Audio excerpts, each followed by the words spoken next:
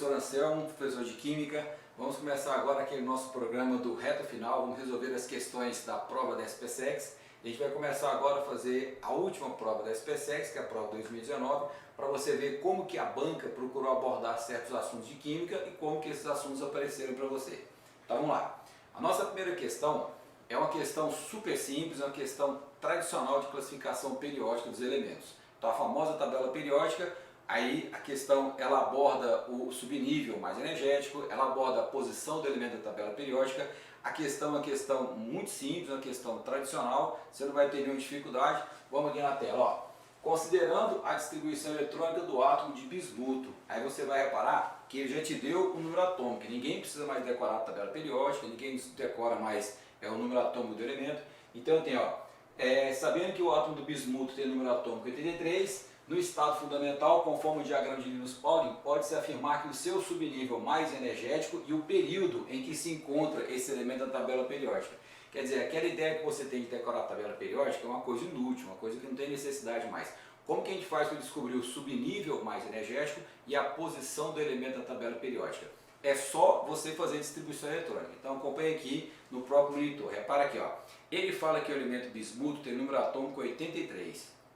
Se você fizer a distribuição eletrônica para 83 elétrons, então a gente vai ter 1s2, 2s2, 2p6, 3s2, 3p6, 4s2, 3d10, 4p6, aí vamos lá, ó, 5s2, 4d10, 5p6, 6s2, 4F14, 5D10. Por curiosidade, vamos somar para ver quantos elétrons já distribuímos.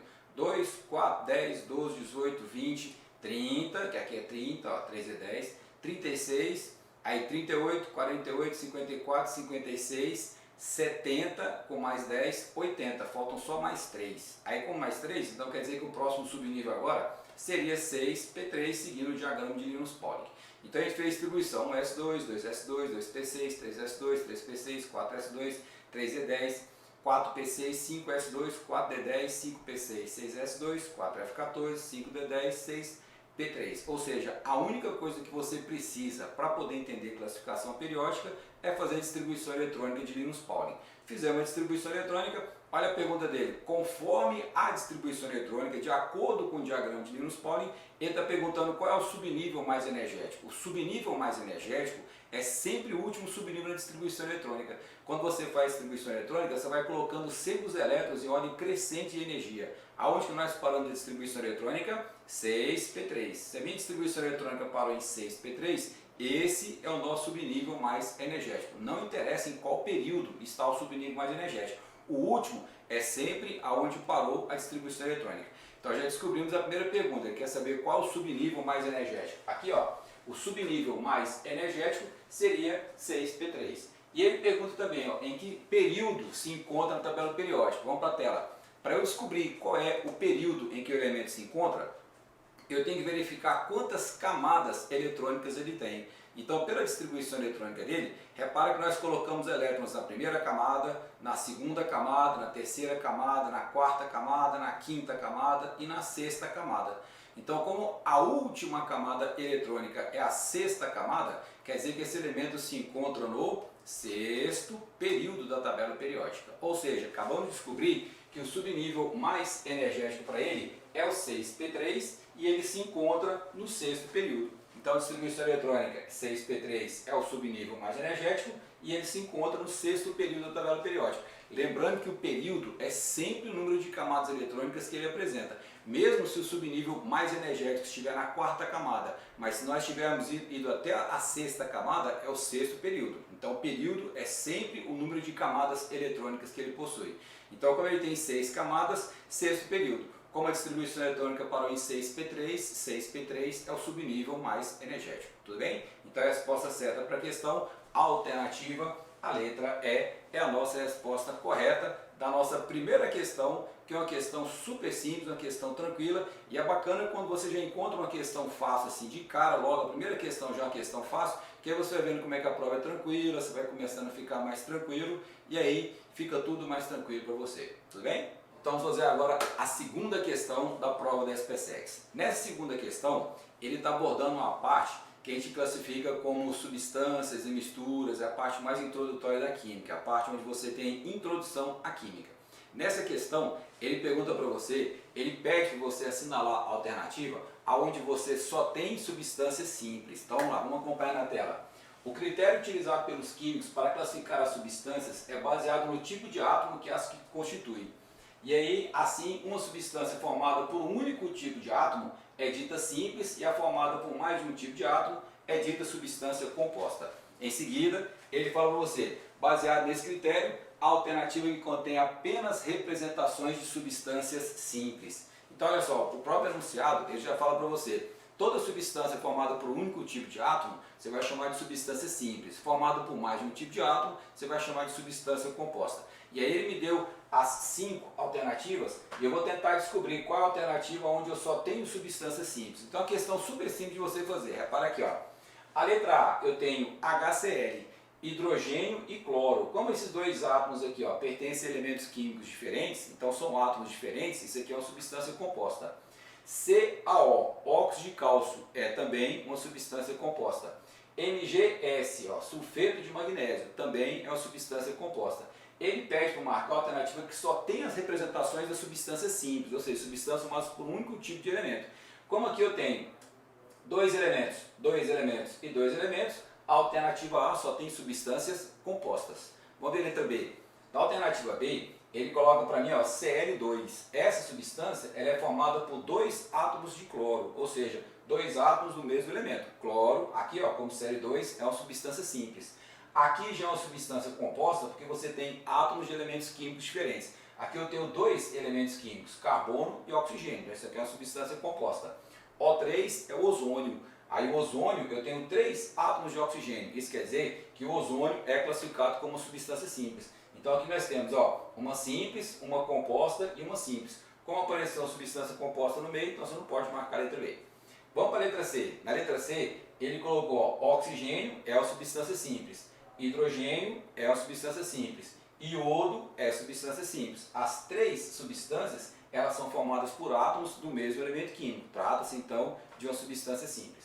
A letra C seria a alternativa correta. Então a nossa alternativa correta para a questão é a alternativa C. Ele me deu 3 substâncias e as 3 são classificadas como substâncias simples. Vamos ver as demais aqui, ó.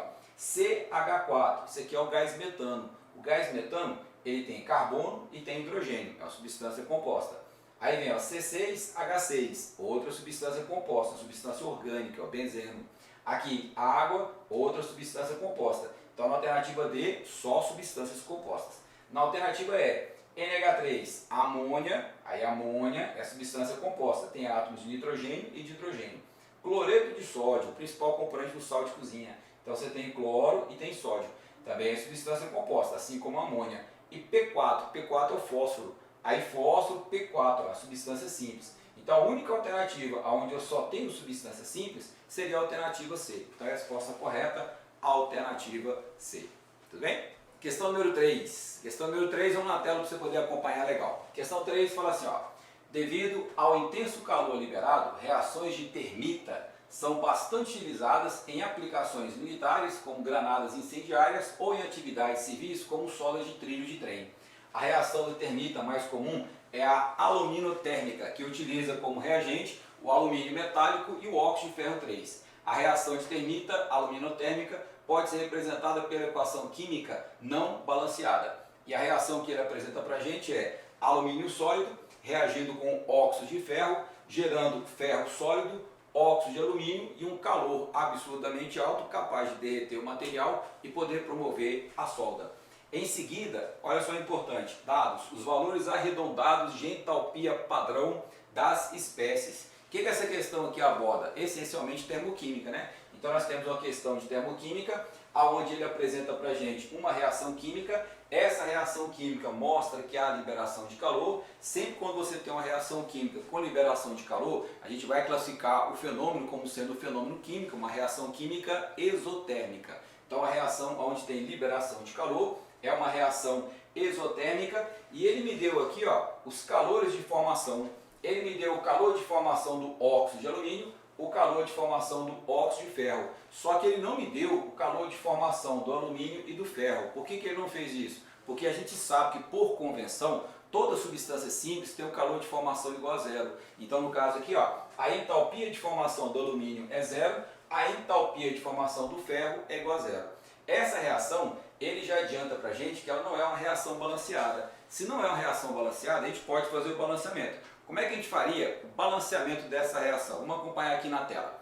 Na tela, a reação é alumínio mais óxido de ferro, gerando ferro mais óxido de alumínio mais o calor. Para o balanceamento, esse calor aqui não vai interferir em nada para a gente. É importante só lembrar que, como o calor é parte integrante do produto, essa é uma reação que está liberando o calor, classificada então como uma reação exotérmica, que eu já te falei. Como que a gente pode fazer o balanceamento dessa reação? O que a gente repara nas questões da SpaceX é que em uma mesma questão química, ele pode colocar para você uma reação e ele pode perguntar para você qual é a classificação que você tem de cada substância, se é uma substância ácida, se é básica, se é um sal, se é um óxido. Pode perguntar qual é o agente oxidante, qual é o agente redutor. Então seria bacana a gente poder fazer o balanceamento por óxido e redução, que a gente consegue já não só fazer o balanceamento da reação, mas também a gente pode determinar várias alternativas que essa questão de repente pode falar para a gente. Então veja só um detalhe. Se você fazer o balanceamento por óxido e redução, vamos descobrir qual é o agente oxidante, qual é o agente redutor, de acordo com a variação que você tem do NOx de cada espécie química. Então olha só que bacana.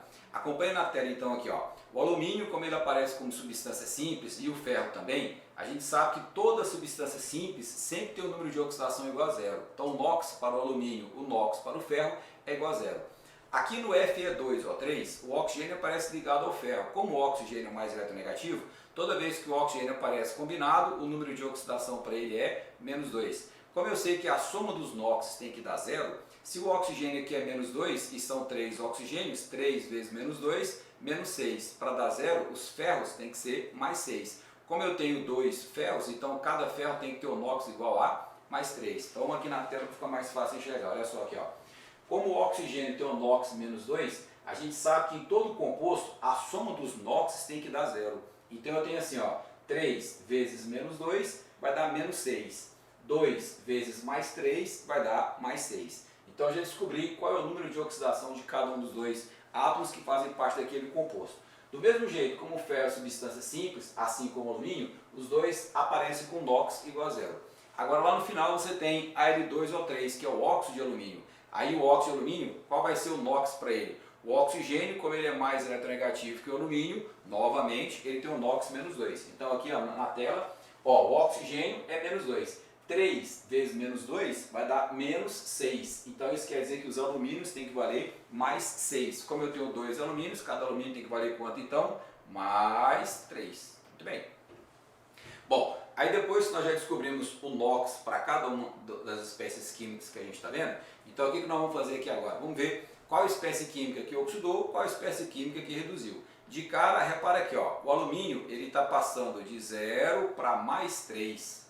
Quando ele passar de 0 para mais 3, o número de oxidação dele está aumentando. Sempre quando o NOx aumenta, a gente fala que a espécie está sofrendo oxidação.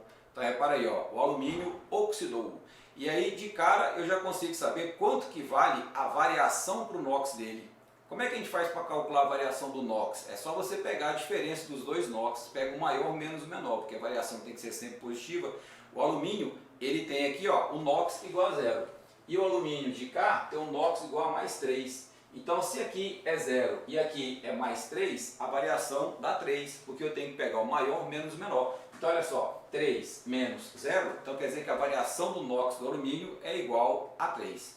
Ainda tem um detalhe legal. Toda vez que você pega uma espécie química e descobre que a espécie química oxidou, se a espécie química oxidou, a gente vai classificá-la como agente redutor.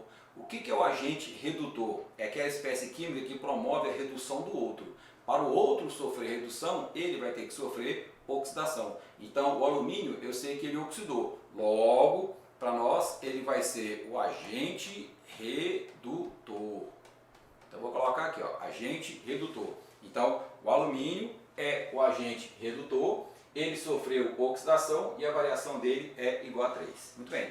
Qual outra espécie química que alterou o NOx? Repara que o oxigênio, aqui ó, O oxigênio valia menos 2 e aqui agora ele valia menos 2, ou seja, não teve variação do NOx do oxigênio. Mas e por acaso o ferro? O ferro sim, o ferro valia mais 3 e ele passou de mais 3 para 0. Vamos aqui na tela. Se o ferro passou de mais 3 para 0, o que a gente sabe que está acontecendo com ele? O NOx dele está passando de mais 3 para 0, está voltando. Se o NOx dele está voltando, quer dizer que ele está sofrendo redução. Então o NOx dele diminuiu, o NOx dele reduziu. E a variação do NOx dele foi de quanto? Vamos lá. A variação dele foi, vamos ver, se ele passou de 3 para 0, a variação dele também foi de 3. Porque para eu poder achar a variação, é o NOx maior menos o menor. Aqui, ó, passou de 0 para mais 3. Então 3 menos 0, a variação é 3. Aqui está passando de 3 para 0. Aí a variação é 3 menos 0, 3. Então a variação do NOx é sempre positiva. Então eu tenho, ó, ele reduziu em 3 unidades. A variação do NOx dele foi de 3 também, assim como o alumínio. Porém, eu sei que o ferro, a espécie do ferro, está sofrendo redução. Ó, o ferro ele reduziu. Se ele está passando de mais 3 para 0, ele sofreu redução. Aí não é o ferro que é o agente oxidante, não. O agente oxidante é a substância toda que possui o elemento que sofreu redução. Então, aqui, ó, quem reduziu foi o ferro. O óxido de ferro é que nós vamos considerar o agente oxidante. Aí você fala, mas no caso do alumínio? A mesma coisa, ó. Repara que o alumínio ele sofreu oxidação. Como o alumínio sofre oxidação, o agente redutor é a substância inteira onde está o alumínio. Mas aí se o alumínio apareceu como substância simples, quer dizer que o alumínio aqui já é o agente redutor, sozinho, só ele. Agora o ferro não. O ferro ele sofreu redução. Como o ferro sofreu redução, a substância toda aonde se encontra o ferro é o nosso agente oxidante. Então eu vou colocar aqui, ó, o óxido de ferro, olha aqui no monitor, ó, o óxido de ferro, esse composto todo, ele será o nosso agente oxidante. Pronto. Então qualquer coisa que ele perguntar para a gente volta aqui para a gente poder caracterizar e verificar o que ele está perguntando e a gente vai gabaritar de acordo com o que a gente acabou de fazer.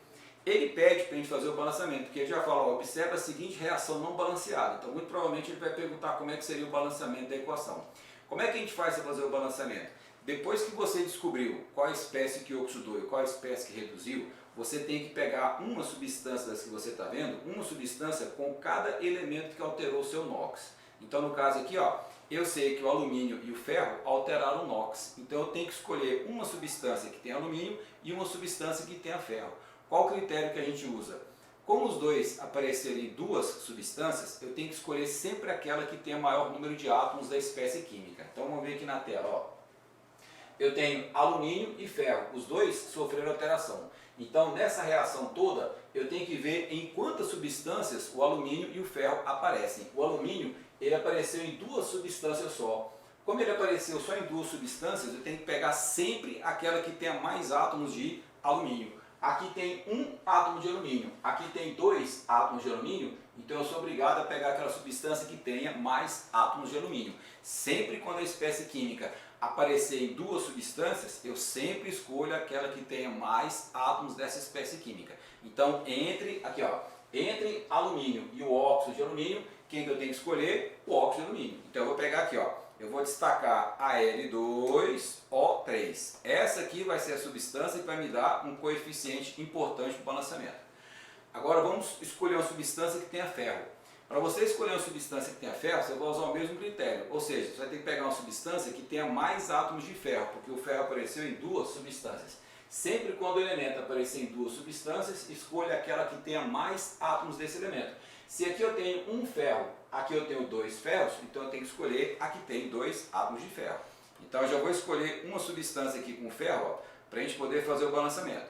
Então como é que a gente faz o balanceamento da equação? Primeiro momento, o que nós vamos ter que fazer? Descobrir qual é a espécie química que está oxidando, qual é a espécie química que está reduzindo. Depois, eu vou ter que escolher uma substância com cada elemento que alterou o NOx. Então eu tenho que escolher uma substância que tenha ferro, uma substância que tenha alumínio. Por qual critério? Aí eu vou escolher sempre aquela que tenha maior número de átomos daquele elemento químico. Aí próximo passo agora, o que a gente tem que fazer? Vamos multiplicar a atomicidade pela variação. Acompanha aqui, ó.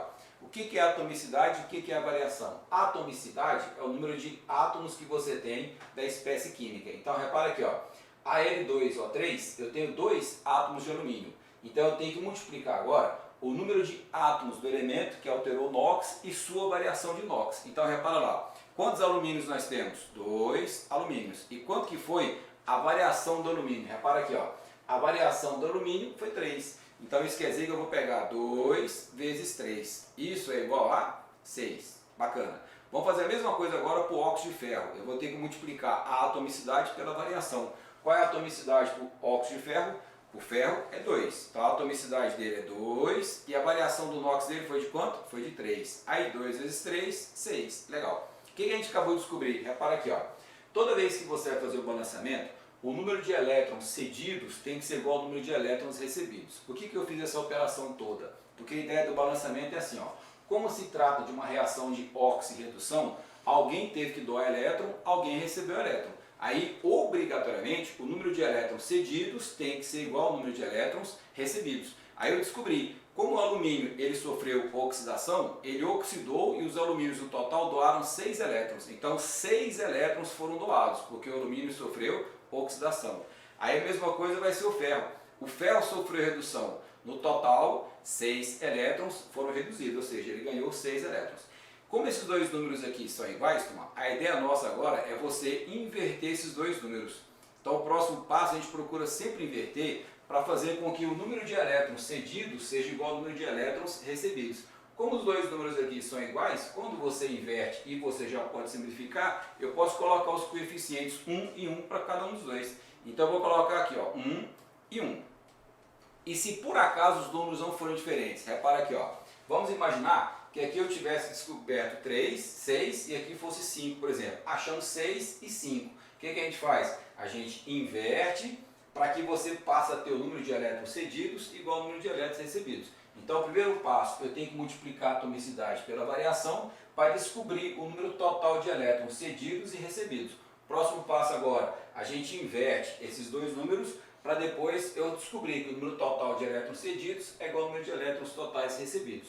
Como eu já achei esses dois coeficientes aqui, ó, eu inverti 6 e 6. Aqui eu colocaria 6 e 6, mas aí como eu posso simplificar 6 com 6, já que os dois são iguais, eu vou simplificar e já vou trabalhar com os dois coeficientes, 1 e 1. Então na frente do AL2O3, eu vou colocar o número 1. Na frente do FE2O3, eu vou colocar o número 1 também. Aí já achei os dois principais coeficientes, ó. Esse coeficiente 1 e esse coeficiente 1 são os dois principais coeficientes. Como é que eu faço para achar os coeficientes dos demais elementos? Agora é só você já trabalhar com o que você tem. Repara aqui, ó. Se você colocou 1 aqui, você passou a ficar com quantos átomos de ferro? 2 vezes 1, 2. Então aqui eu tenho que ter 2 ferros também. Então eu vou colocar um 2 aqui na frente. Olha o monitor, ó. Eu vou vir aqui e vou colocar um 2. Agora olha o alumínio. Quando você colocou 1 aqui, você passou a ficar com quantos alumínios? 2. Aí se eu fiquei com 2 alumínios, aqui eu tenho que ter 2 alumínios. Então eu venho aqui, ó, e ponho um 2. Ó. Pronto, já balancei a equação.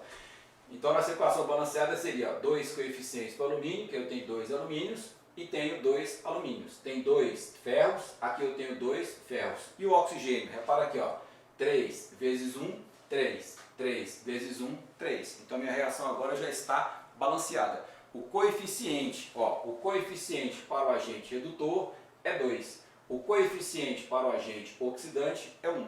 Quem oxidou foi o alumínio, quem reduziu foi o ferro. Qualquer coisa que ele perguntar para a gente agora, a gente vai conseguir responder. Muito bem, vamos lá. Aí voltando aqui agora ele fala, ó, acerca desse processo são feitas as seguintes afirmativas. Ó, após o correto balanceamento, o coeficiente do reagente alumínio na equação química é 2. Aí você reparou que a gente acabou de fazer o balanceamento, você já está anotado no seu papelzinho, e aí você vai reparar. Ele fala que o coeficiente para o alumínio é igual a 2. Olha só aqui, ó. Nós achamos o coeficiente para o alumínio igual a 2. Isso quer dizer que essa primeira alternativa que ele está colocando para a gente está correta. Segunda afirmativa, vamos para o monitor. Essa é uma reação de óxido-redução e o agente oxidante é o óxido de ferro 3. Vamos voltar lá naquela equaçãozinha nossa para a gente ver? Ó, o agente oxidante da reação. Quem é o agente oxidante da reação? É o óxido de ferro 3. Então esse aqui, ó, é o nosso agente oxidante. Esse é o nosso agente redutor. O que a alternativa fala? Que o agente oxidante da reação é o óxido de ferro 3. Exatamente o que nós descobrimos. Então, a segunda alternativa dele também está correta. Terceira, na condição padrão, o ΔH da reação é menos 503 kJ para cada mol de óxido de alumínio produzido. Vamos ver, turma, qual seria o valor do ΔH padrão para essa reação. Como é que a gente vai fazer para calcular o ΔH? Eu vou voltar naquela equação que a gente já trabalhou com óxido e redução, e aí eu posso apagar isso aqui, que a gente já fez, para você poder ver agora como é que nós vamos fazer para calcular o ΔH para essa reação. Para a gente poder calcular o ΔH é super tranquilo, porque a gente vai usar as entalpias que ele já forneceu. Aí quando eu for trabalhar com as entalpias, o enunciado já fala para mim quanto que vale a entalpia de formação de cada um deles. Muito bem, então olha só aqui, ó. Como é que a gente faz para calcular o ΔH da reação? Para eu poder calcular o ΔH, trabalhando com calor de formação, você vai usar aquela equaçãozinha mais simples que você conhece de ΔH. Para eu achar a variação de entalpia, eu pego a entalpia do produto menos a entalpia dos reagentes. Então é sempre a entalpia final menos a entalpia inicial. Você vai reparar aqui, ó, na tela, você vai reparar que essa aqui, ó, é uma substância simples. Essa aqui é uma substância simples. Toda substância simples sempre tem entalpia igual a zero. Aí o calor de formação desse é zero, o calor de formação desse é zero. Então quanto que seria o ΔH dessa reação? Seria só a entalpia do óxido de alumínio menos a entalpia do óxido de ferro. Então, o meu cálculo simples de se fazer seria, ó, o ΔH é a entalpia do produto, repara aqui, ó, seria só a entalpia ou o calor de formação do óxido de alumínio, Al2O3, menos a entalpia que você tem para o óxido de ferro, Fe2O3, óxido de ferro 3. Lá no exercício, se a gente voltar para o exercício, você vai ver os calores que ele te deu. Ó. Óxido de alumínio, menos 1676. Então aqui, ó, menos 1676. Aí, na minha equação, ficaria, ó, menos o calor de formação do óxido de ferro. Quanto que é o calor de formação? Menos 826. Então, menos 826. Muito bem. Aí aqui agora, o que a gente vai fazer?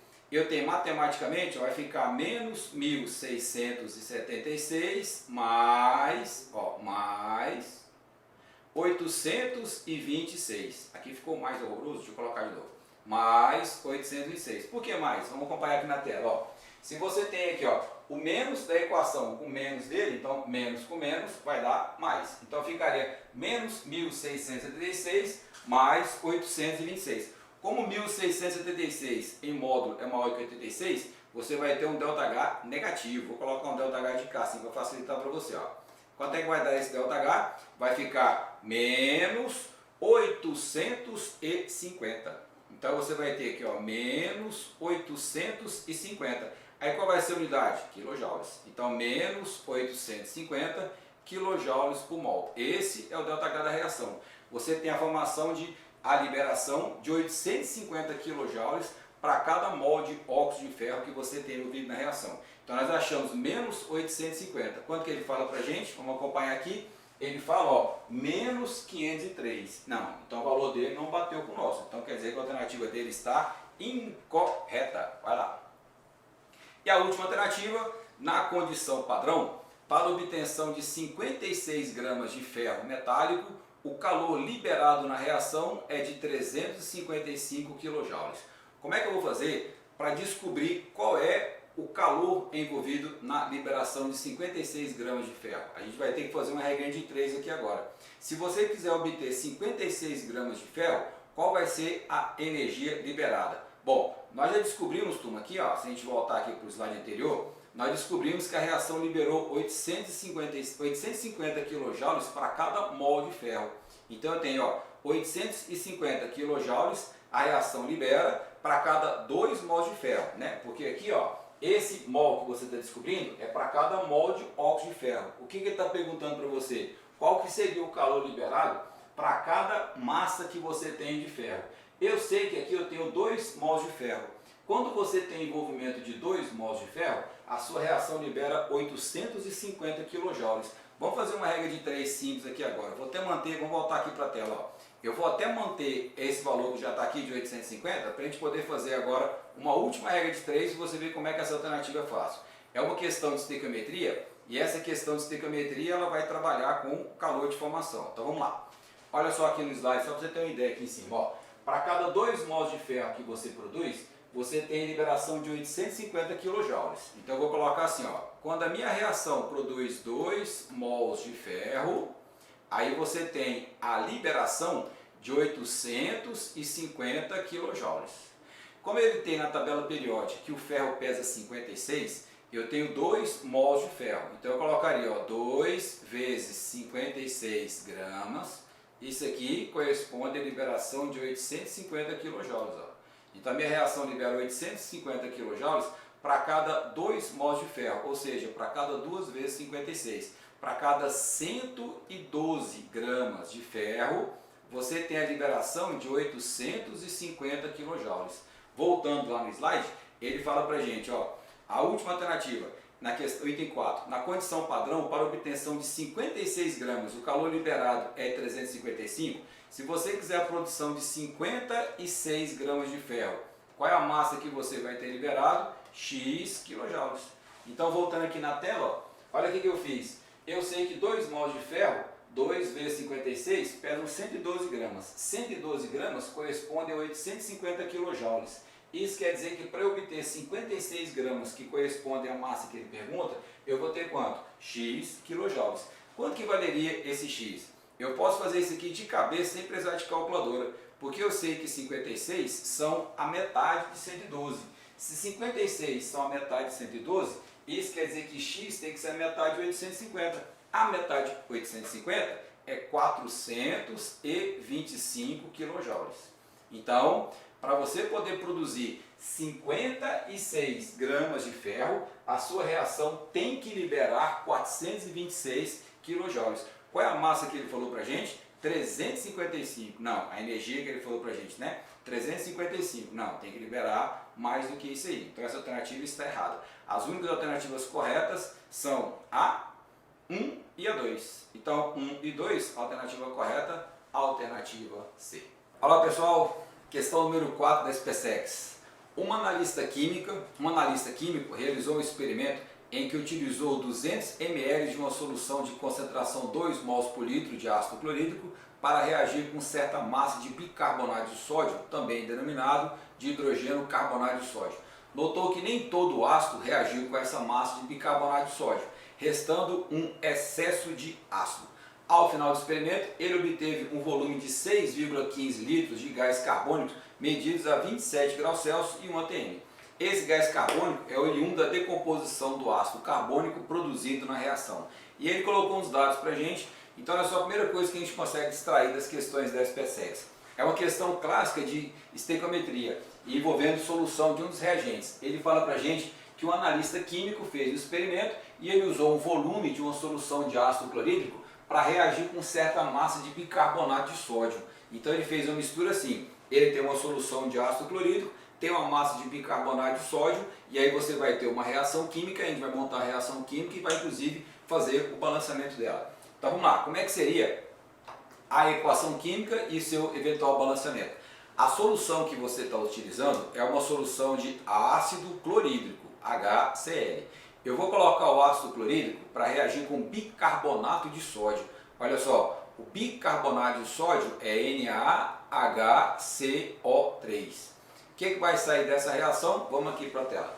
Aqui na tela, então, ó, você está fazendo a reação entre ácido clorídrico e ele vai reagir com bicarbonato de sódio. Só que esse ácido clorídrico aqui, ó, ele já tem algumas informações. O ácido clorídrico que ele está colocando para você é uma solução que tem um volume de 200 ml e tem uma concentração de 2 mols por litro. Então o volume, ó, é de 200 ml, né, ou seja, 0,2 litro. E ele tem uma concentração que ele fala pra gente, uma concentração em mol por litro, de 2 mols por litro. Então a minha concentração é de 2 mols por litro e o volume é de 0,2 litro. Então repara aqui, ó, ele está colocando uma solução ácida, líquida, ácida, para poder reagir com uma massa de bicarbonato de sódio. E o bicarbonato de sódio é aquele pozinho branco que você usa como antiácido em casa, pode ser usado como fermento. Como é que seria a reação química? A reação que a gente tem, turma, é uma reação de dupla troca. Aqui você tem o hidrogênio com uma parte positiva, o cloro negativo. No bicarbonato de sódio, o íon sódio já tem a carga positiva e todo o HCO3 é o nosso bicarbonato. Repara lá, ó. Esse HCO3 é o bicarbonato. Então nós temos bicarbonato de sódio. Quando você faz a reação química, eu tenho que pegar esse positivo com esse negativo com esse positivo. Então quando o Na se liga ao Cl, você vai ter a formação do famoso sal de cozinha, ó, NaCl. Mas, aí agora o que vai ser produzido aqui? Ó? Você vai ter o hidrogênio se ligando ao HCO3. Como o HCO3 já tem um hidrogênio, se eu colocar mais um hidrogênio, você vai ter dois hidrogênios. Aí, consequentemente, você tem a formação de um ácido, que é o ácido carbônico. Esse ácido carbônico, ele só existe sob pressão. A pressão de 1 atmosfera, então a pressão acima de 1 atmosfera, você tem ácido carbônico. Ele é um ácido muito fraco, ele é um ácido relativamente inofensivo e sofre decomposição com muita facilidade. É muito comum em vestibular, aonde você tem ácido carbônico, eles colocarem a mistura de água e CO2. Por que isso? Porque toda vez que você tem ácido carbônico, ele sofre naturalmente decomposição, produzindo CO2 e água a baixa pressão, como é, por exemplo, a pressão que ele coloca para você de 1 atm. Essa equação, turma, se você observar, você vai reparar que ela já está balanceada. Veja aqui, ó, você tem um sódio, tem um cloro, um hidrogênio com mais um hidrogênio, dois hidrogênios, um carbono, 3 oxigênios. Então é uma equação super simples, já está balanceada e não é reação de oxirredução. Você percebe nitidamente que não é uma reação de oxirredução, porque as espécies químicas, todas elas mantêm as suas mesmas cargas originais. Não é uma reação de oxirredução, é só uma reação de dupla troca natural.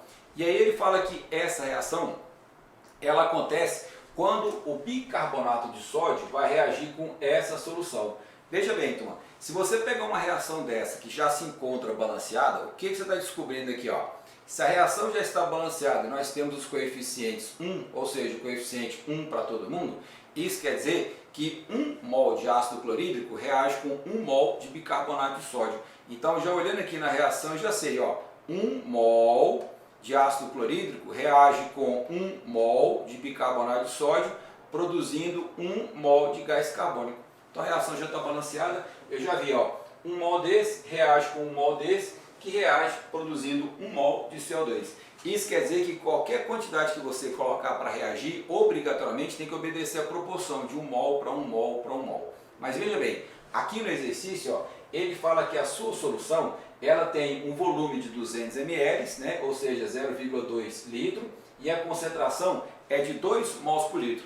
Quando ele passa para você esses dados, toda vez que você tem concentração em volume e você multiplica a concentração molar pelo volume, você acha o número de mol. Então o número de mol que eu vou representar por N, também chamado de quantidade de matéria, para você calcular é só você fazer o produto entre a concentração e o volume em litros. Essa concentração aqui, então, é chamada concentração em quantidade de matéria, que antigamente era chamada de molaridade, concentração molar. Então sempre quando eu faço o produto entre concentração e volume, eu acho o número de mol. Repara que ele deu para a gente, ó, a concentração e ele me deu o volume. Se eu multiplicar a concentração pelo volume, eu consigo saber quantos mols eu tenho de ácido clorídrico na solução. Então super simples. Vou pegar aqui, ó, a concentração que ele me deu é de 2 e o volume é 0,2. Então isso quer dizer que ele está utilizando uma solução de ácido clorídrico, é a solução aqui, ó, de ácido clorídrico, que tem uma quantidade em mol igual a 2 vezes 0,2, que vai dar um total de 0,4. Ou seja, a minha solução tem 0,4 mol de ácido clorídrico. Então olha só que bacana. Se eu tenho 0,4 mol de ácido clorídrico, eu tenho que ter 0,4 mol de bicarbonato de sódio, né? Vou voltar no exercício para a gente pegar os dados que ele passou para a gente, ó. Ele fala que um analista químico realizou um experimento e utilizou 200 ml de uma solução de concentração 2 mols de ácido clorídrico para reagir com certa massa de bicarbonato de sódio. Não falou qual é a massa de bicarbonato de sódio. Aí depois ele falou, notou que nem todo o ácido reagiu. com essa massa de bicarbonato de sódio, restando um excesso de ácido. Ao final do experimento, ele obteve um volume de 6,15 litros de gás carbônico medidos a 27 graus e 1 atm. Bom, ele fala que está produzindo 6,15 litros de gás carbônico. Para eu saber 6,15 litros de gás carbônico corresponde a quantos mols de gás carbônico? Porque se você voltar para a tela, a gente sabe que você tem uma quantidade de 1 mol de CO2. Aí você fala, qual é o volume que 1 mol de CO2 ocupa? Depende das condições que nós temos lá. Então veja bem, a minha estequiometria fala que eu tenho 1 mol de ácido capaz de reagir com 1 mol de bicarbonato, produzindo 1 mol de gás carbônico. Só que o exercício fala para mim que você tem 6,15 litros de gás carbônico a 27 graus Celsius e 1 atm. Se você tiver esse volume a essa pressão e a essa temperatura, você consegue saber quantos mols correspondem a 6,15 litros de gás carbônico. Então o gás carbônico ele tem um volume e esse volume de 6,15 vai corresponder a um certo número de mol. Como que eu faço para descobrir quantos mols são? Para eu descobrir quantos mols, você vai usar aquela famosa equação de Clapeyron. PV é igual a nRT. Essa equação, turma, que é super simples, é muito importante você ver desde o 9º ano. Essa equação ela é importante porque ela te ajuda a descobrir qual é o volume ocupado por qualquer número de mol em qualquer condição de pressão e temperatura. Então eu já sei qual foi o volume produzido, eu sei qual é a pressão, eu sei qual é a temperatura, eu consigo saber quantos mols são de gás carbônico. Vamos voltar no exercício só para você poder reparar. Ó. Então ele fala para mim que você tem 6,15 litros de gás carbônico a 27 graus Celsius e 1 atm. 27 graus Celsius é a temperatura em Celsius, eu tenho que usar sempre a temperatura em Kelvin. Então eu vou passar de Celsius para Kelvin, eu pego 27 graus e multiplico por 273, ó, vai dar 300. Então 300 Kelvin, 1 atm e o volume é de 6,15 litros. Então voltar naquele esqueminha lá, ó. Você vai usar a equação de Clapeyron, PV é igual a nRT. Aí a pressão, ele falou para mim que é de 1 atm. O volume é de 6,15 litros. Isso vai corresponder a quantos mols de gás carbônico produzidos? O R, ele fala que é 0,082 e a temperatura nós descobrimos que ela é de 300 Kelvin. Aí do lado de cá, ó, você vai ter só 615. Daqui eu vou ter N que multiplica 24,6. Bom, então, quantos mols foram produzidos de gás carbônico? Eu estou convertendo o volume em mol, naquelas condições que ele colocou para mim. Então, o número de mol que eu vou ter é 6,15 dividido por 24,6, ou seja, vai dar 0,25 mol. Então, 0,25 mol. O que nós descobrimos aqui, turma? Que aquele volume produzido de 6,15 litros de gás carbônico a partir da reação, esses 6,15 litros de gás carbônico correspondem exatamente a 0,25 mol de CO2. Então você teve a produção de 6,15 litros ou 0,25 mol de CO2. Aí a gente pode voltar agora para aquele nosso esqueminha. Eu vou fazer agora uma outra regra de 3. Então nós achamos 0,25. Então olha só que bacana aqui no slide. Ó. Se você tem 1 mol de ácido clorídrico reagindo com 1 mol de bicarbonato, você vai ter a produção de 1 mol de CO2. Eu multipliquei aqui, ó, 0,2 vezes 2 e descobri 0,1 mol de ácido clorídrico. E eu descobri também, pelos dados que ele me deu, que o número de mol produzido aqui, ó, foi de 0,25. Então olha só que bacana. Se eu tenho que a proporção é de 1 mol do ácido para 1 mol do bicarbonato para poder produzir 1 mol de CO2, se eu fizer a estequiometria, eu descobri que na verdade você teve a produção de 0,25 mol de CO2. Bom, então olha só, turma, nós descobrimos que a gente tem 0,25 mol de CO2. Se você tem 0,25 mol de CO2, que é aquele número de mol que nós descobrimos a partir do volume e da temperatura e a pressão, então nós temos 0,25 mol de CO2 produzidos.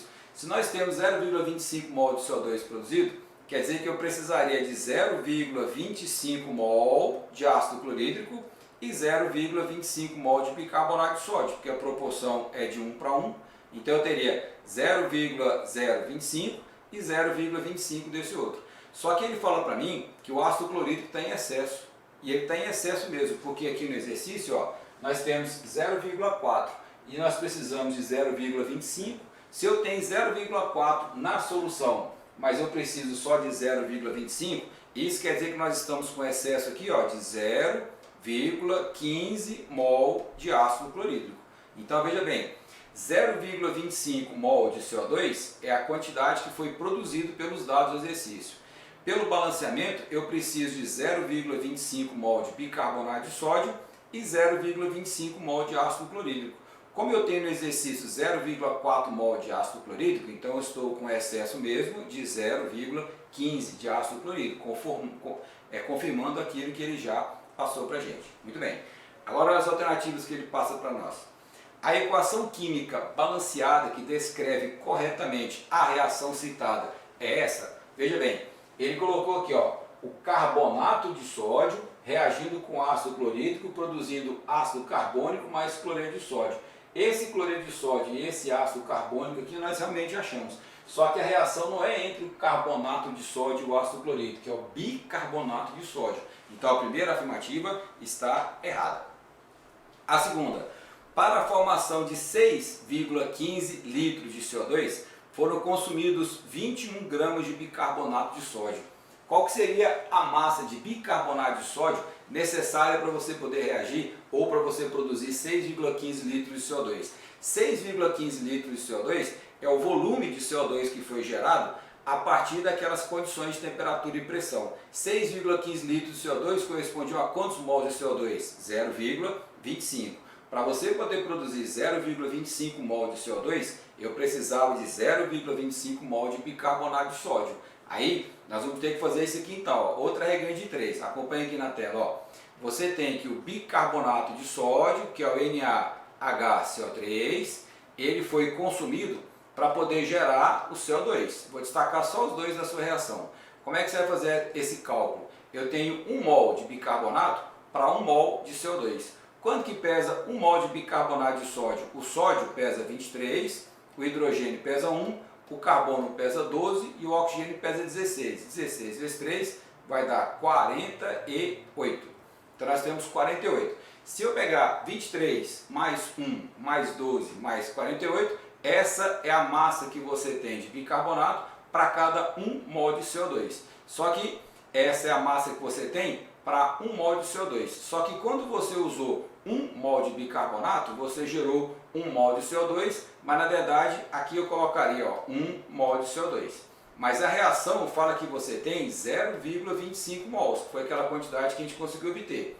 Se você tem produzido 0,25 mol, qual é a massa que você teria produzido aqui de bicarbonato de sódio? X. Se eu somar 23 com mais 1, 24. 24 com mais 12 vai dar 36. 36 com mais 48 vai dar 84. Então olha só, 84 gramas de bicarbonato de sódio geram 1 mol de CO2. Se você está produzindo 0,25 mol de CO2, então isso quer dizer que você vai ter qual quantidade de bicarbonato necessária? X. Esse X seria exatamente igual a... Aí eu faço 84 vezes 0,25 e vai dar 21 gramas. Então 21 gramas correspondem à massa de bicarbonato de sódio que eu precisaria para poder produzir 0,25 mol. A proporção é de 1 para 1. Então isso quer dizer que se eu somar aqui, ó, 23 com mais 1, 24, aí 24 vai dar 36, 36 vai dar 84. Então 84 gramas de bicarbonato produzem 1 mol de CO2. Se você tem que produzir 0,25, você vai ter então X. Esse X é igual a 21 gramas. Eu preciso de 21 gramas de bicarbonato de sódio. O que o exercício falou para a gente? Ele fala que você tem 6,5, consome 21 gramas de bicarbonato de sódio. Correto, afirmativa 2.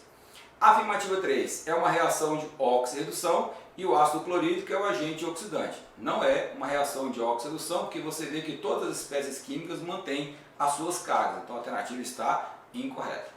Bom, item 4. Se todo esse ácido clorídrico fosse consumido numa reação completa com bicarbonato de sódio suficiente, o volume de gás carbônico produzido seria de 9,84 litros. Vamos pensar aqui, então, ó, como é que a gente faria o cálculo estequiométrico? A quantidade total que nós temos de ácido clorídrico foi aquela quantidade que nós multiplicamos lá. Ó.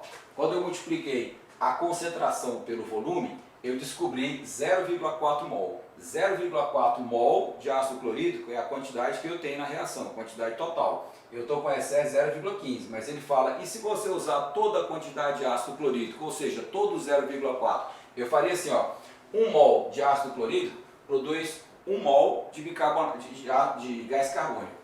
Se eu usar 0,4 mol de ácido clorídrico, que é a quantidade total, eu vou gerar 0,4 mol de CO2. Se eu gerar 0,4 mol de CO2, isso vai corresponder a quantos litros de CO2? A pressão que ele fala para a gente é de 1 atm. Então eu volto a usar a equação de Clapeyron. Aí eu vou ter, ó, a pressão é 1 atm, ele quer saber qual é o volume que você vai gerar se você tiver 0,4 mol de CO2 produzidos. Aí eu vou multiplicar por 0,082 e multiplicar pela temperatura, que é de 300 Kelvin. Quando você fizer essa conta, 0,4 vezes 0,082 vezes 300, nós acharíamos uma quantidade igual a 9,84 litros.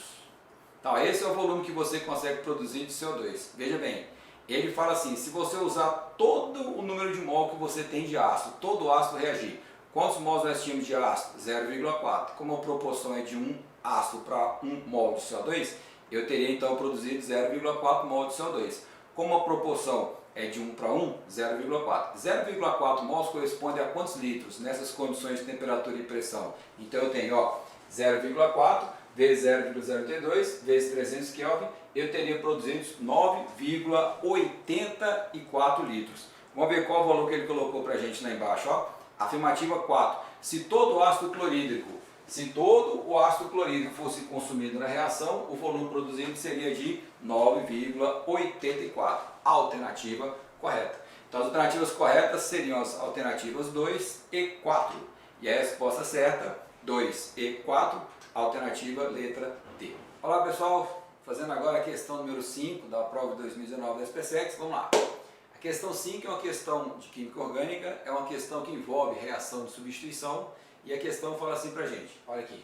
Muitas sínteses orgânicas podem ser realizadas com uma sequência de reações químicas. Considere a sequência de reações químicas representada a seguir com uma monocloração de alcanos, que é a primeira etapa, e a reação de aletos orgânicos com compostos aromáticos, que é a segunda etapa.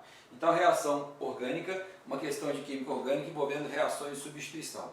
Só de você bater o olho na reação, você consegue imaginar o que foi que aconteceu. Repare aqui, ó.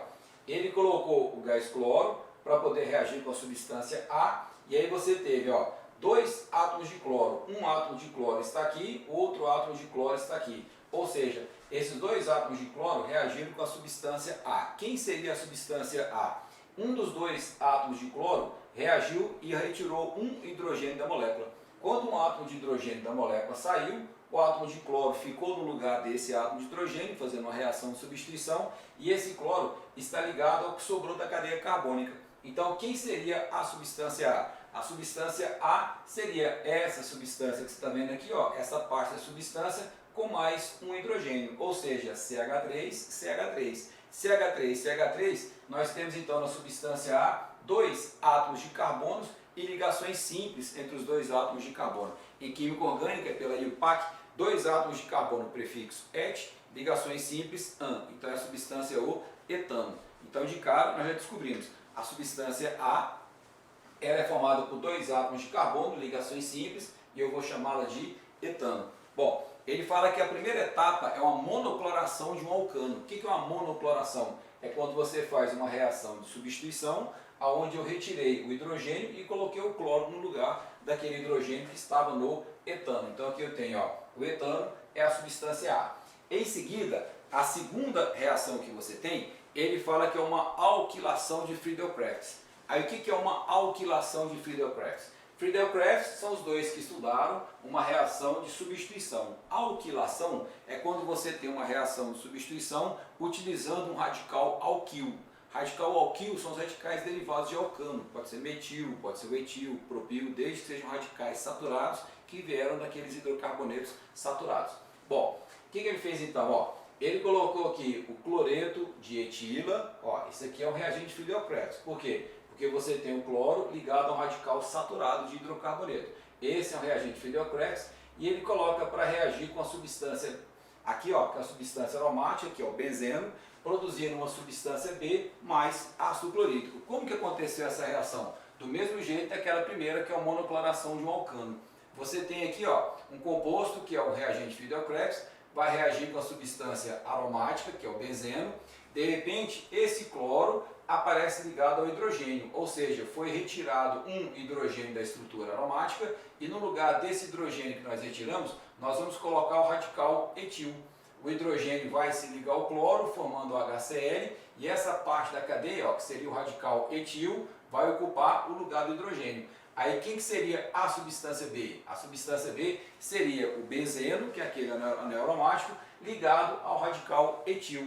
E aí essa substância teria essa estrutura. Ó. Eu vou colocar o radical etil ligado ao benzeno, seria a substância B, que nós vamos chamar de etilbenzeno. Esse composto aromático seria a nossa substância B. Em seguida, ele fala acerca das substâncias correspondentes, representadas genericamente pelas alternativas A e B, são feitas as seguintes afirmativas. Então, lembrando, a substância A é o etano, que nós descobrimos aqui, ó, só para recapitular, é o etano, e a substância B, que nós montamos ali, é o etilbenzeno. Bom, primeira afirmativa dele, ele fala, ó, o nome aceito pela IUPAC, que é a Organização Internacional para a Química Pura e Aplicada, que rege as normas, todas as normas de química, ele fala que o nome aceito pela IUPAC da substância A é cloroetano. Cloroetano não, é só etano. Cloroetano é o que foi formado depois. A substância A é simplesmente etano. Então a primeira alternativa, incorreta. Segunda, o nome da substância B produzida é o etilbenzeno. Isso, está correto, porque você colocou o radical etil no lugar do hidrogênio que se ligou ao cloro. Então ficou etil ligado à cadeia aromática, etilbenzeno, está correto. Todos os carbonos da substância B apresentam hibridização, vamos acompanhar aqui? Todos os carbonos da substância B apresentam hibridização sp2. Vamos recapitular. Quando que o carbono tem hibridização sp2? Toda vez que ele aparecer fazendo uma dupla ligação. Se os carbonos forem saturados, fazendo só ligações simples, tem hibridização sp3. sp é quando o carbono fizer uma tripla ou duas duplas. Vamos olhar aqui, ó. Se você olhar no composto, esse carbono aqui é um carbono saturado, só está fazendo ligações simples. Então qual é a hibridização para ele? sp3. Esse carbono aqui está fazendo duas ligações simples, também é sp3. Então de cara a alternativa você está incorreta, porque ele fala que todos os carbonos da estrutura B têm hibridização sp2. Aqui no anel aromático, sim, todos os carbonos aqui do anel aromático são carbonos insaturados, todos eles são sp2.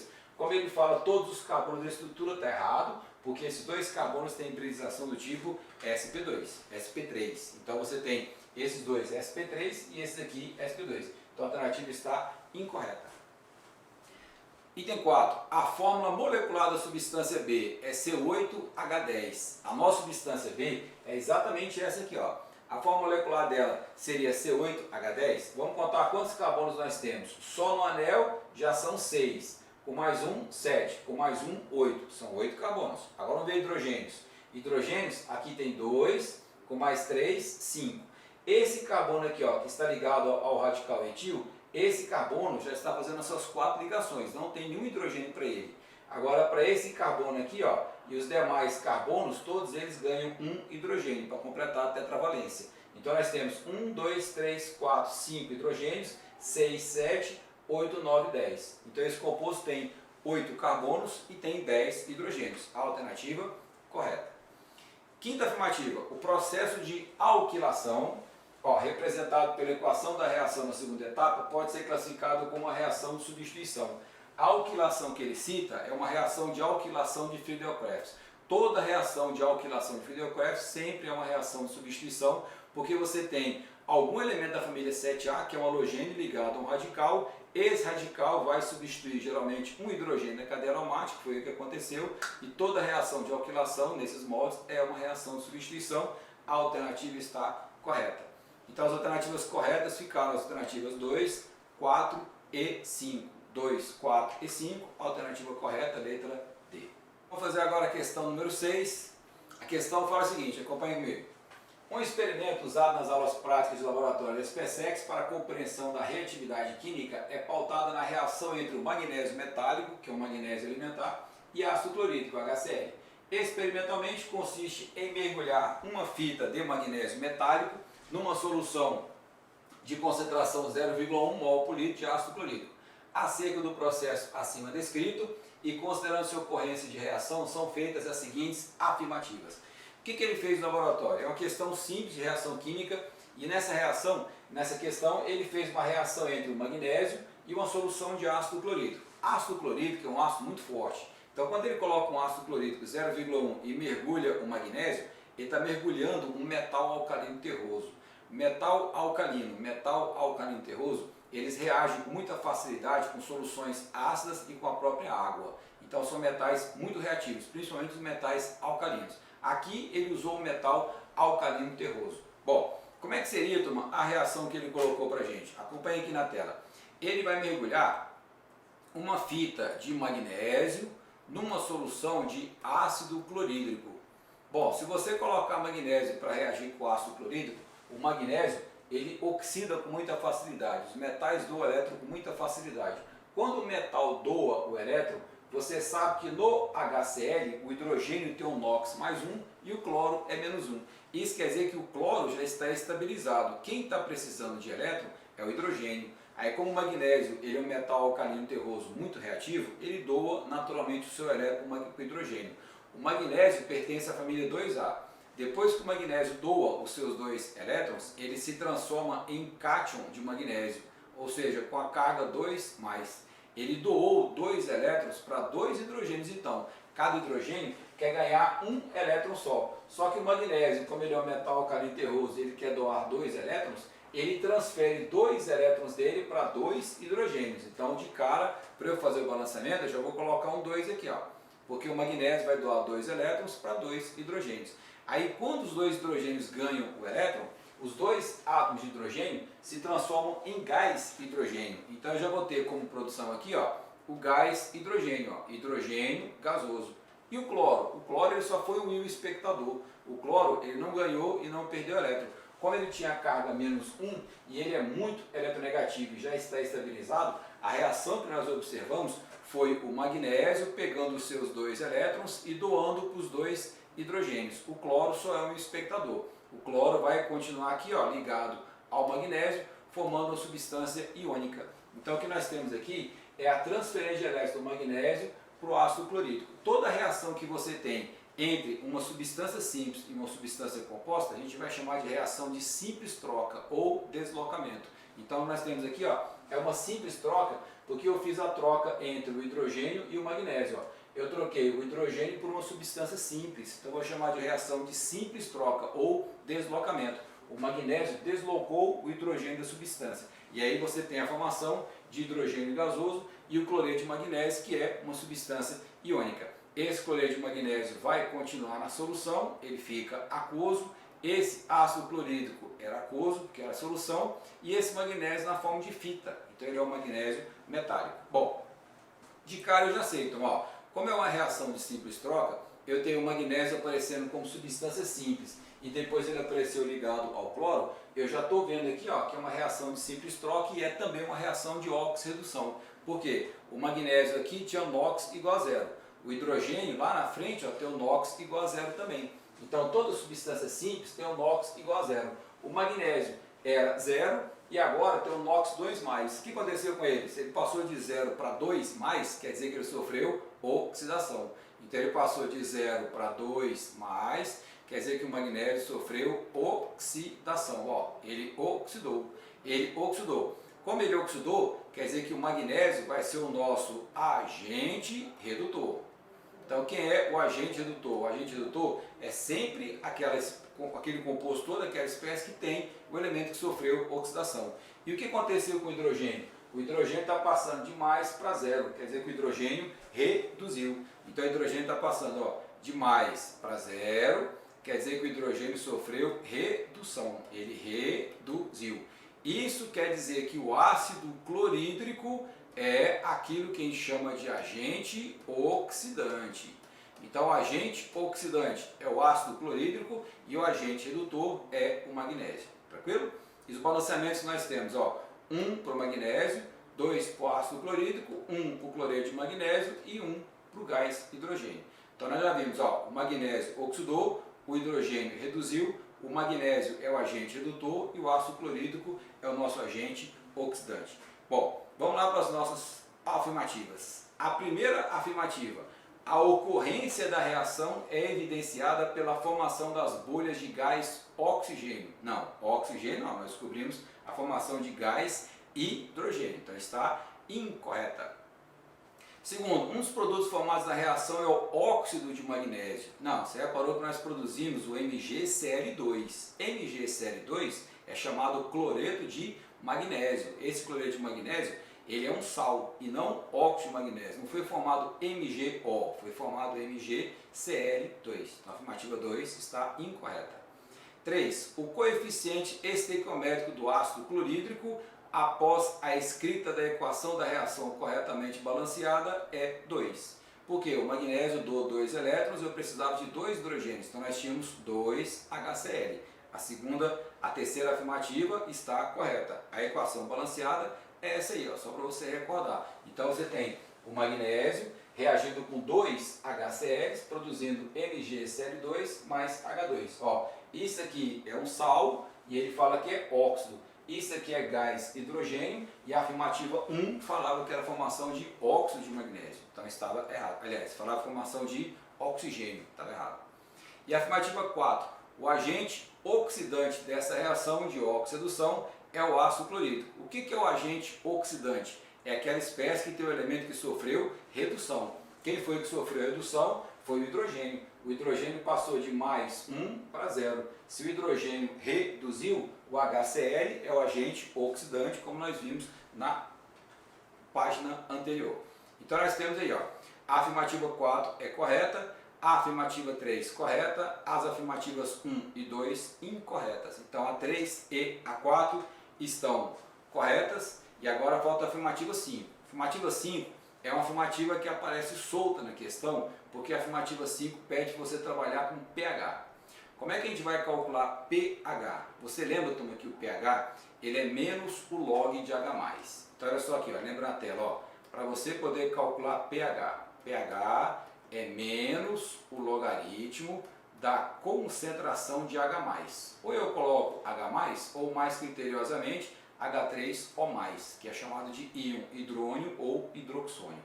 Para eu poder calcular o pH da solução, eu preciso calcular a concentração de H3O+.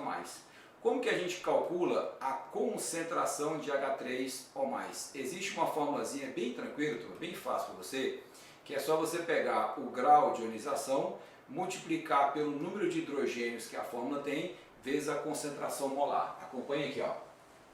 Para eu achar a concentração de H3O+, eu vou multiplicar o grau de ionização vezes o número de hidrogênios que tem na fórmula do ácido, vezes a concentração da solução ácida.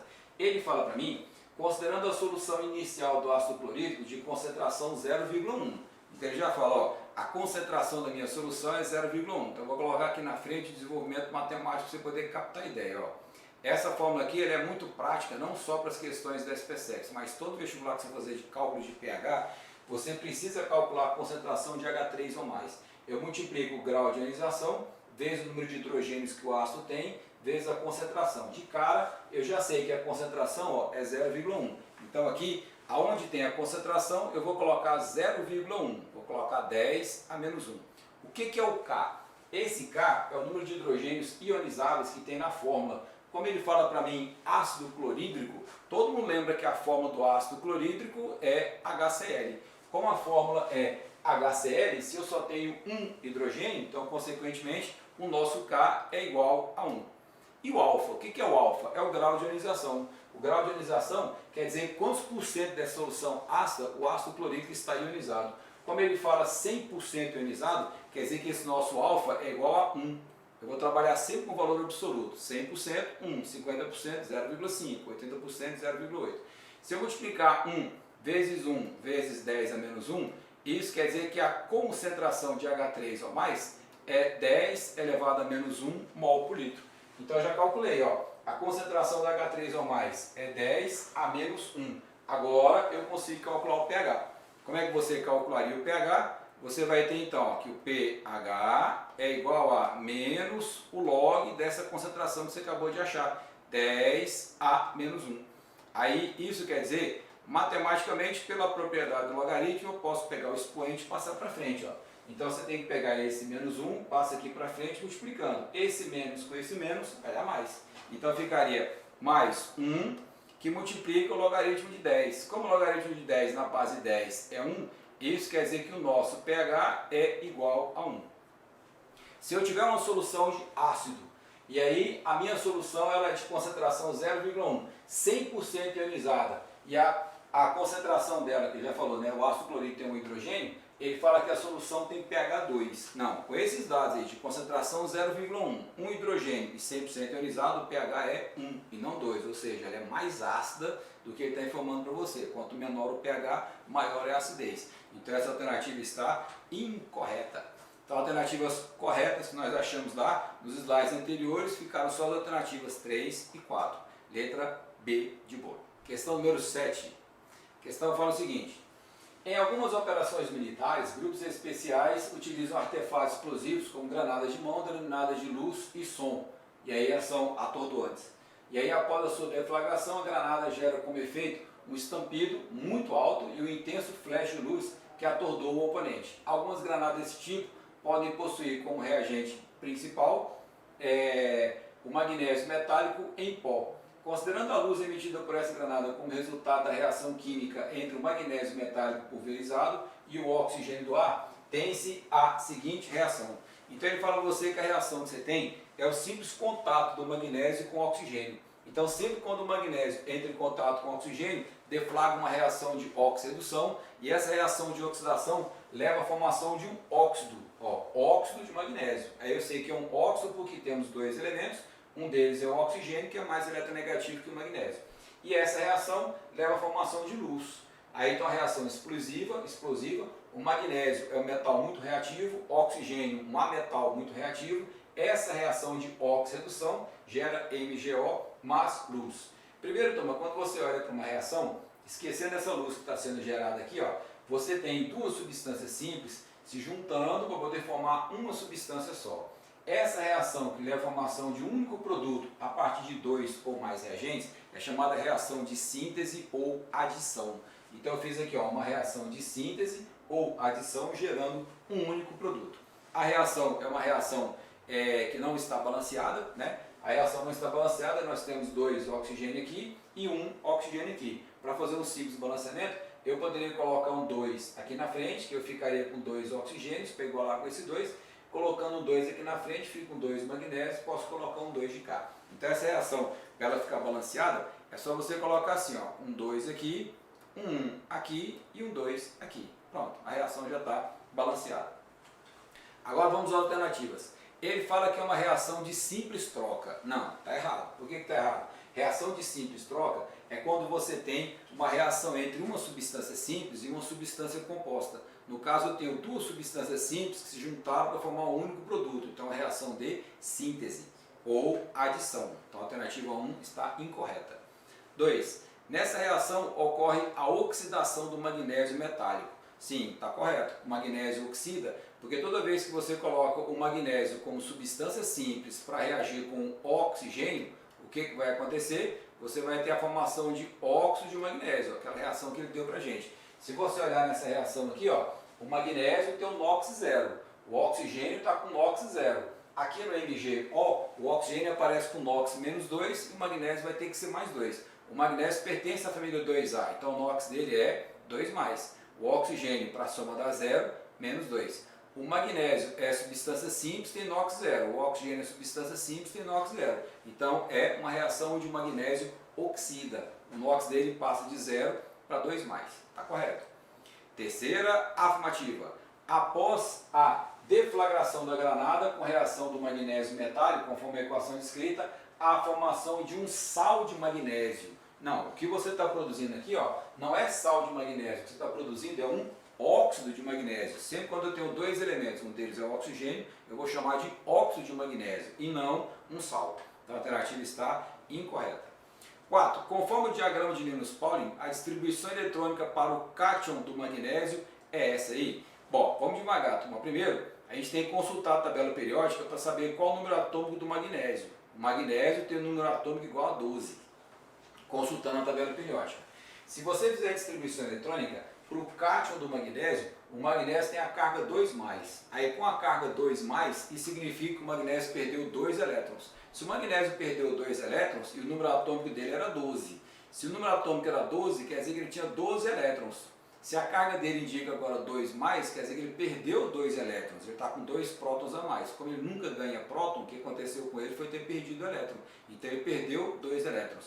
Então eu fiz a distribuição eletrônica para 10 elétrons. A distribuição para 10 elétrons, seguindo o diagrama de Linus-Pauling, é 1s2, 2s2 e 2p6. Então, o cuidado que eu tenho que ter é, o que significa a carga 2+? Significa que ele perdeu 2 elétrons, o número de prótons não muda. O próton fica lá no núcleo, com uma região muito pequenininha, ele só vai perder próton ou ganhar próton se ele for submetido a uma reação de fusão nuclear. Então, nas reações de fusão, as reações nucleares, você tem alteração da carga nuclear. O que está acontecendo é só perda de elétrons. Então, ele perdeu 2 elétrons. Se eu distribuir 10 elétrons ao invés de 12, a distribuição é exatamente o que ele deu para mim. Então, essa alternativa está correta. Então, até agora, a 2 e a 4 estão corretas. Bom, continuando. 5. Após a deflagração da granada, com a reação do magnésio metálico, conforme a reação descrita, ocorre a formação de óxido de magnésio e gás hidrogênio como produtos. Ele já deu a reação para a gente, ele já fala que a reação é magnésio com oxigênio produzindo MgO. Se a reação entre o magnésio e o oxigênio gera MgO, então, e luz, então quer dizer que essa alternativa está incorreta, você não tem formação de gás hidrogênio, a reação que você tem é só aquela lá, a alternativa está incorreta. 6. As ligações químicas existentes entre átomos de magnésio metálicos são denominadas de metálicas e as ligações químicas no óxido de magnésio são denominadas iônicas. Aí está correto. Por que está correto? Porque magnésio é metal. Então todas as ligações entre metais é ligação metálica. E a ligação do óxido de magnésio? Óxido de magnésio tem fórmula MgO. O que significa isso? Significa que você tem o magnésio, que é metal, ligado ao oxigênio, que é ametal. Metal com ametal é ligação iônica, a substância é iônica. Então a alternativa está correta. Bom, então de posse disso, nós sabemos então que as alternativas corretas eram a 2, a 4 e a 6. Resposta certa, letra C.